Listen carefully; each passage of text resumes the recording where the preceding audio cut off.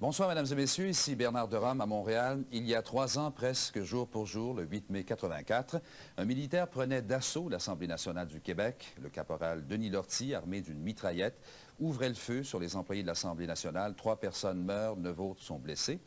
À l'époque, Radio-Canada avait obtenu copie des images tournées par les caméras de l'Assemblée nationale, mais depuis une injonction, on a interdit toute diffusion. Ces images, on va pouvoir vous les présenter à minuit, dans une quinzaine de minutes tout à l'heure, parce qu'aujourd'hui, Denis Lortie, qui avait plaidé coupable aux 3 accusations de meurtre, a été condamné à la prison à perpétuité.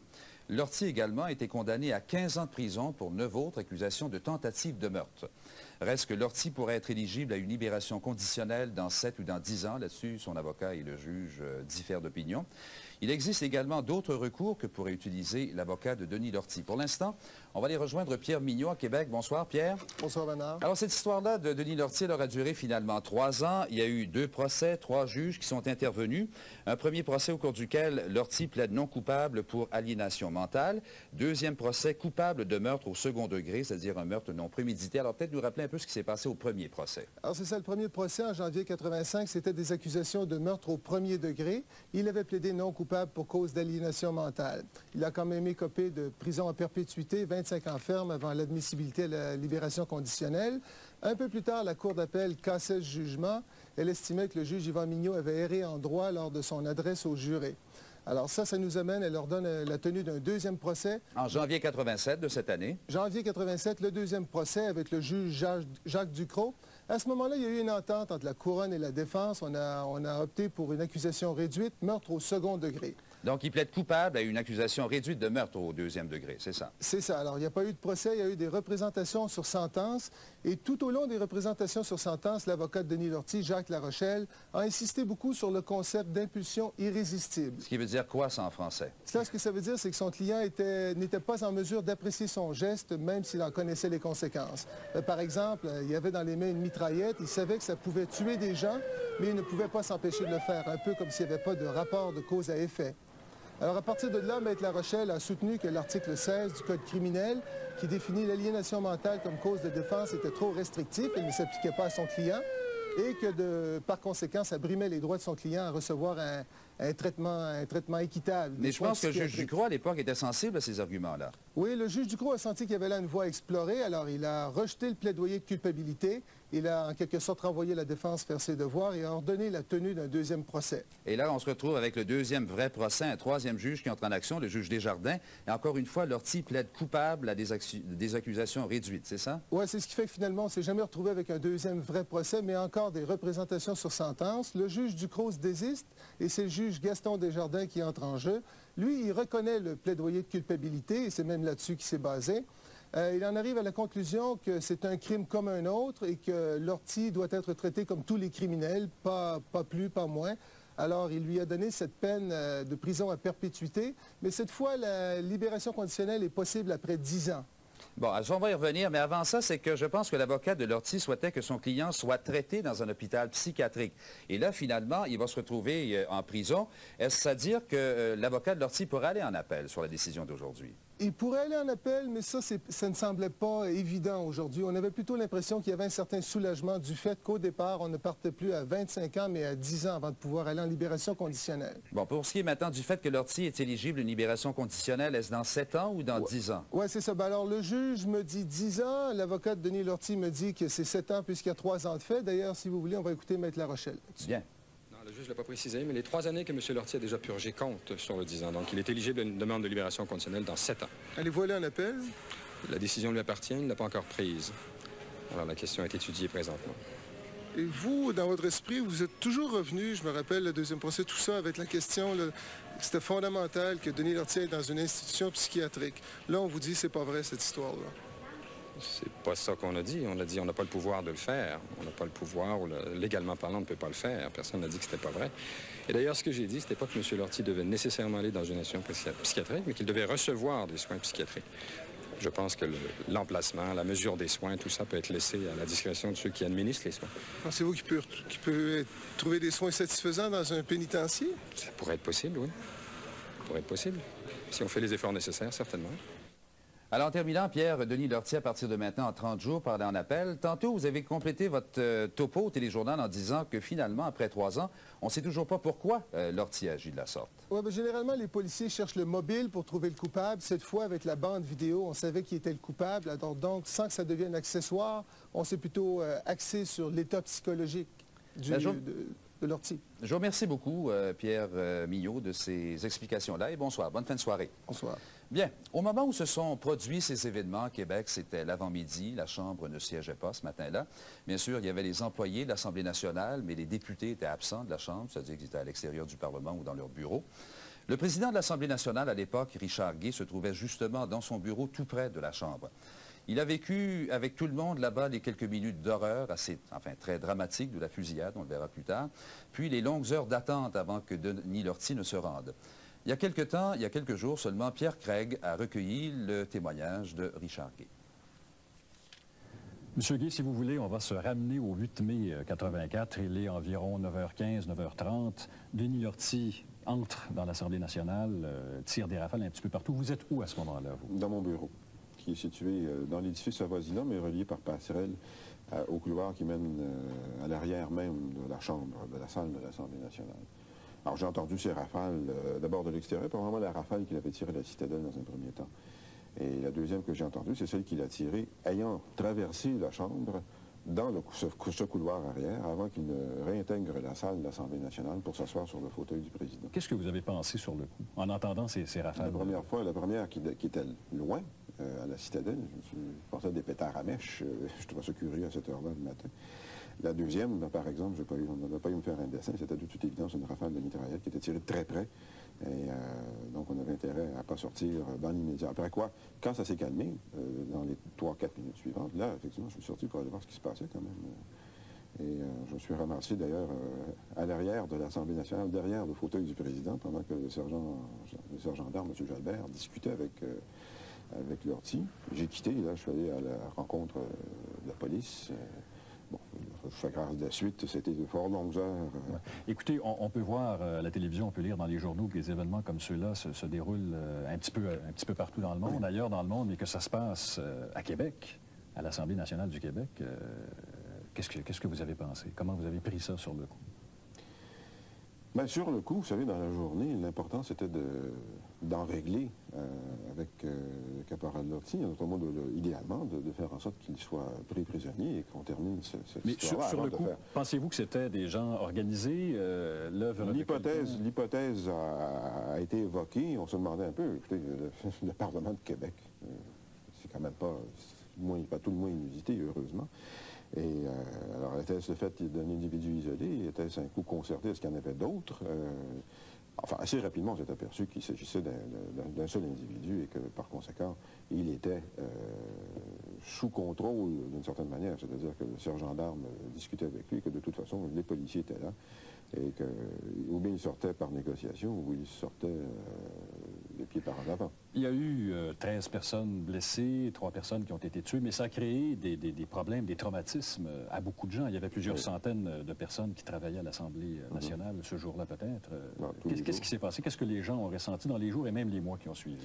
Ça dépend des gens d'abord, et ça dépend de l'endroit où ils étaient lorsque la fusillade s'est produite. Évidemment, les gens qui se sont trouvés un peu dans le champ de tir du caporal Lortie, à partir du moment où il est entré dans l'édifice, les couloirs qu'il a empruntés, l'escalier, la chambre et tout ça, les gens qui, sans être blessés, se sont retrouvés dans le champ de tir, ont été singulièrement plus traumatisés que d'autres qui étaient fort loin. Bien que des personnes qui étaient même au 3e étage, donc loin de tout cela, ont été traumatisées. Mais ça a créé assez de problèmes pour que vous engagiez par la suite un médecin spécialiste. Sur les entrefaits, le lendemain ou le surlendemain ou plus tard, on a engagé effectivement une personne qui est spécialisée, docteur de Montagne, qui est spécialisée dans les traumatismes collectifs et qui a rencontré les employés de l'Assemblée, les députés aussi, mais il y en a fort peu qui sont présentés, mais les employés de l'Assemblée nationale qui voulaient, en quelque sorte, en parler, qui avaient besoin d'en parler pour de sortir de leur système, ce traumatisme-là. Il y en a qui l'ont moins été ou pas été. Alors, cela, ça allait à la rigueur. Ça a provoqué des effets, des traumatismes littéralement physiques chez les gens. Oui, il y a des gens dont l'état de santé, indépendamment des blessures, dont l'état de santé ne s'est jamais tout à fait remis. Je crois qu'il y a 200 personnes qui ont participé à des thérapies de groupe en compagnie d'Hélène Lamontagne. En effet, approximativement. Les premiers visés, c'était vous, c'était les députés, les ministres, les membres de l'opposition. Comment ces gens-là ont-ils réagi? Ben, mal, dans la mesure où, évidemment, c'est une situation quelque peu inconfortable de savoir que si Lortie était venu à la bonne heure, je ne serais peut-être pas ici, moi, pour vous en parler. Parce qu'effectivement, c'est un hasard. C'est Il un aurait hasard. fort bien pu arriver à 2 heures l'après-midi. Oui, parce que normalement, effectivement, l'Assemblée siégeait, comme tous les mardis, à 14 heures. Il se trouvait que ce matin-là, pour une raison technique, nous avions décidé de faire siéger une commission parlementaire dans la salle même de l'Assemblée nationale. Et que, par conséquent, prenant les renseignements quant au moment où l'Assemblée était ouverte le matin, le mardi matin, on lui a dit 10 heures parce qu'il y avait une commission qui siégeait là. Et il s'est donc amené à 10 heures moins 10, moins 5. S'il s'était amené à l'heure exacte, ça aurait été une toute autre histoire. Parce que vous auriez été à peu près tous là à ce moment-là. À 14 heures, effectivement, normalement, sauf les absents, les retardataires, mais normalement, la plupart des députés, en effet, sont présents à l'Assemblée au moment où le président ouvre la séance. Est-ce que ces traumatismes qu'on a remarqués chez les employés de l'Assemblée nationale, vous en avez remarqué aussi chez vos collègues députés, ministres ou membres de l'opposition? Les députés et les ministres n'étaient pas très enclins à se parler de ces événements-là. Et je pense que s'il y a eu des traumatismes, en tout cas, les gens ont eu tendance à les garder, soit pour eux-mêmes, soit en parler à des députés qui pouvaient être leurs amis intimes à la rigueur, ou dans leur famille, ou à l'extérieur. Mais ça n'a pas vraiment fait l'objet de beaucoup de conversations entre les députés, au-delà, bien sûr, des jours suivants. Là. Mais enfin, une fois le temps passé, quelques semaines après, les députés avaient de toute autre chose. L'Assemblée avait repris son rythme normal dès le lendemain. J'avais insisté là-dessus. Dès le lendemain, l'Assemblée avait été redécorée et siégeait. Il était important que le Parlement manifeste pour la population que le Parlement était toujours là et siégeait. Si René Jalbert n'avait pas été là ce matin-là, est-ce qu'il n'y aurait pas eu une catastrophe finalement? Est-ce qu'il a vraiment réussi à arrêter Lortie? Il a très certainement réussi à en arriver à une solution négociée avec Lortie et il a fait preuve, ce faisant, d'un courage absolument extraordinaire. Si M. Jalbert n'avait pas été là, Lortie était assis sur le fauteuil du président. C'était une question de temps que les policiers arrivant, il l'avait ou il l'aurait eu en joue.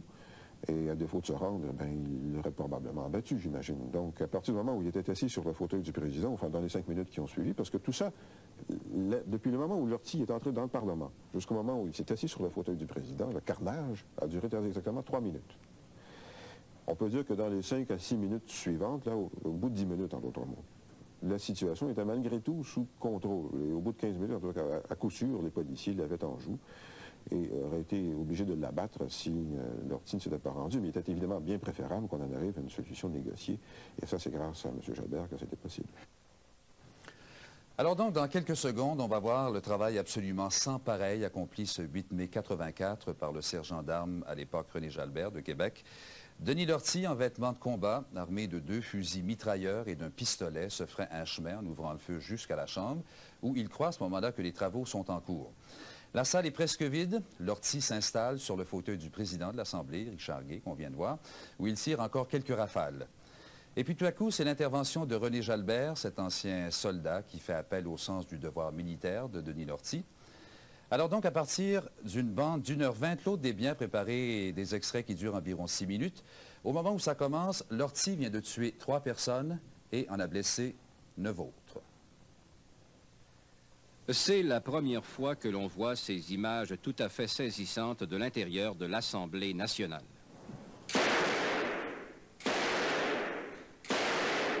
Denis Lortie est assis dans le fauteuil du président de l'Assemblée.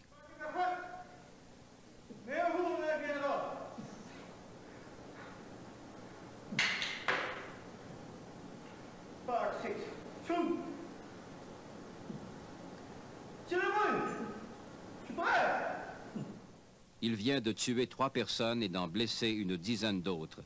Il est nerveux, il vocifère toutes sortes de mots.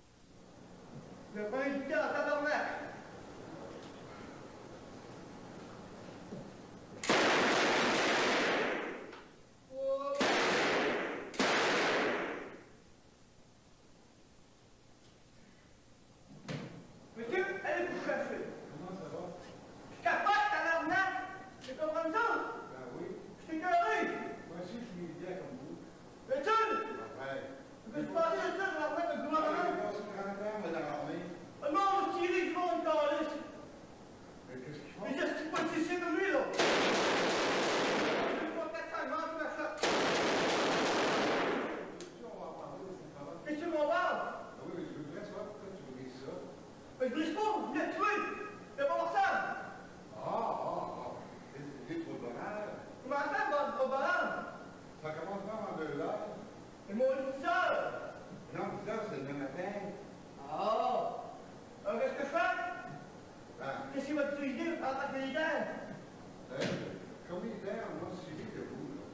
Comme il l'a dit au cours de son témoignage, René Jalbert voulait dès ce moment établir une relation de confiance avec Denis Lortie, une relation de militaire à militaire. J'ai fait 30 ans à l'armée, j'ai fait la Deuxième Grande Guerre, j'ai fait la Corée. Et au bout de quelques minutes, Denis Lortie accepte de laisser partir les gens qui se trouvent encore à l'intérieur du Salon Bleu. Tu peux sortir? T'es blessé, je m'excuse. Monsieur Lévy. Tu peux sortir la soldat? Oui, vas-y. Ah, écoute, ça c'est gentil de ta part. Merci. Je m'excuse. Je savais pas que t'étais là. Sors! Comment? Sortez.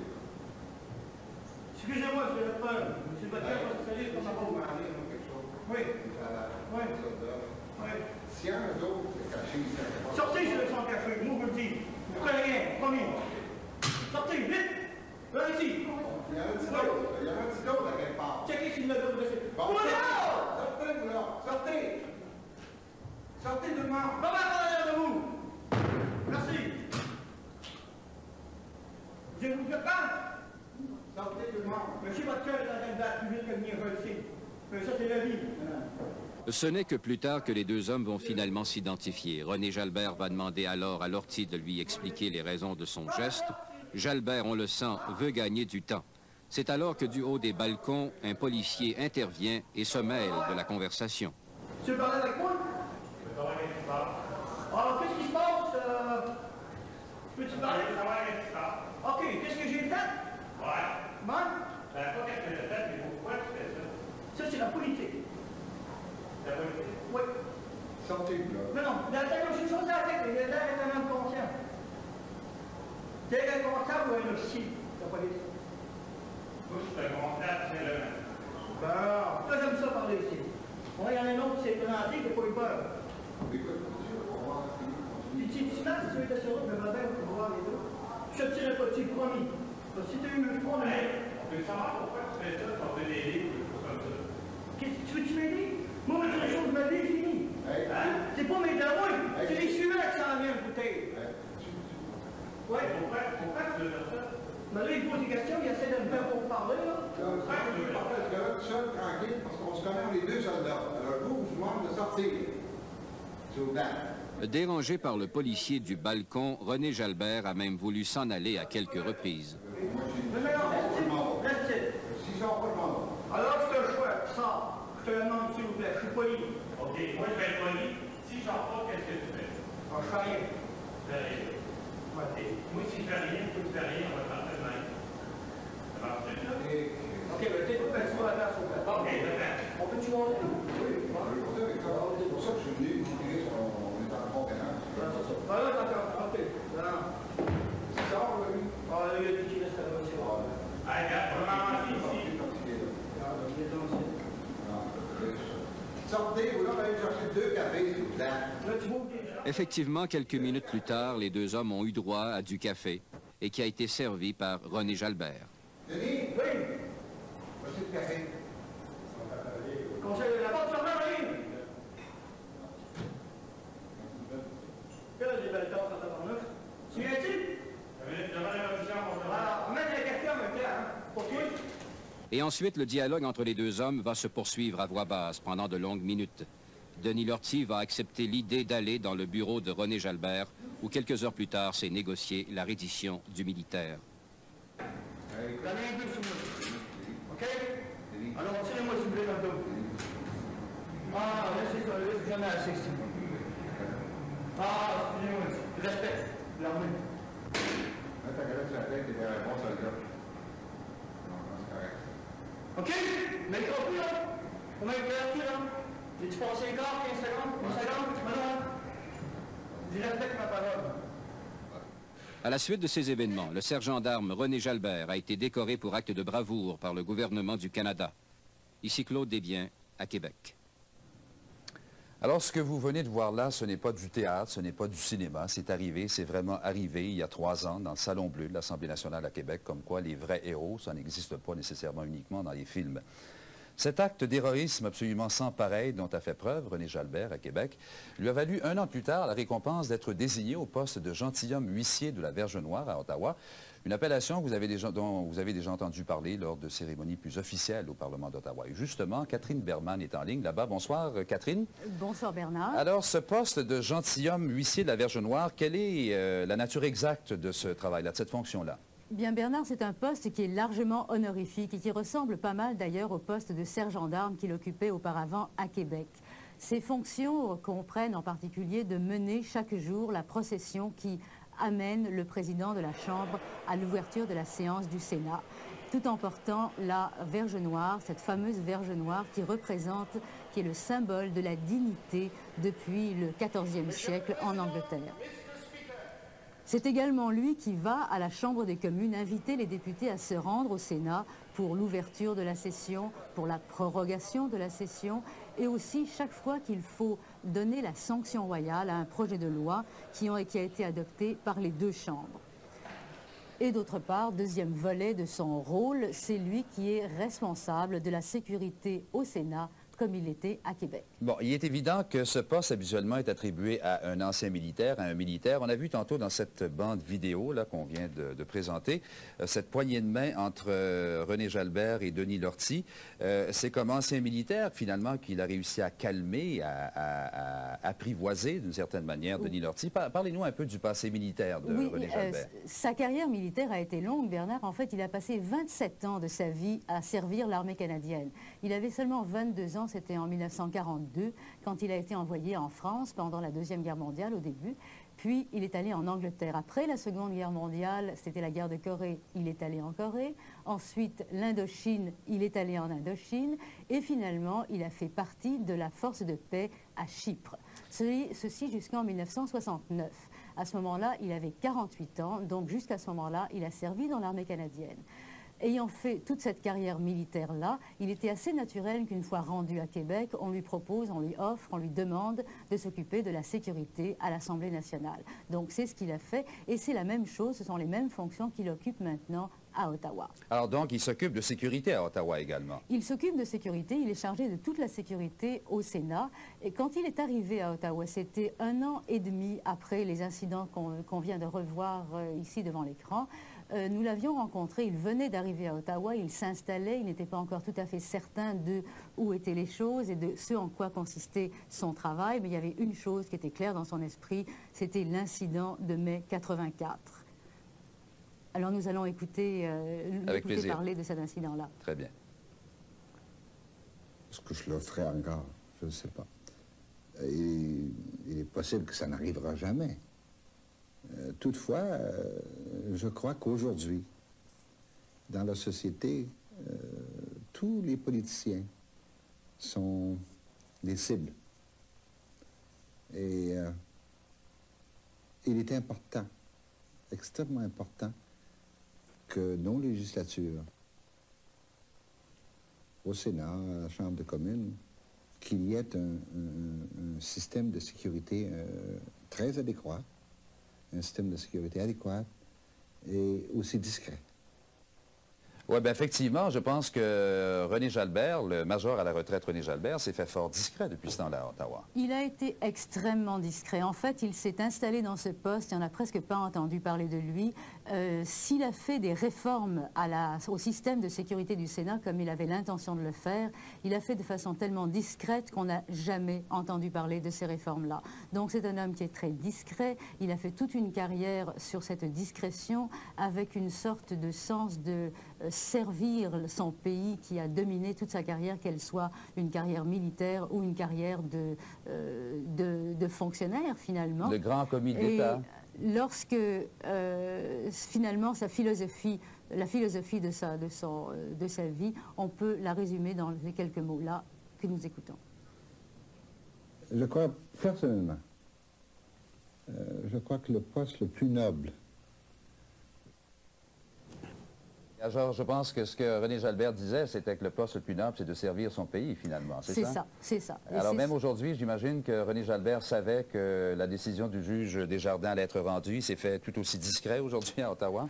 Tout aussi discret, on n'a pas entendu parler de lui. C'est ce qu'on peut dire de cet homme, c'est que s'il a été amené à Ottawa parce qu'il avait été un héros, lui ne s'est jamais comporté en héros. Merci beaucoup, Catherine Berman. Et bien là-dessus, ceci complète notre émission spéciale consacrée à l'occasion de cette condamnation de Denis Lortie. Je vous remercie de votre attention. On tourne à Fernandel, c'est plus drôle. Au revoir.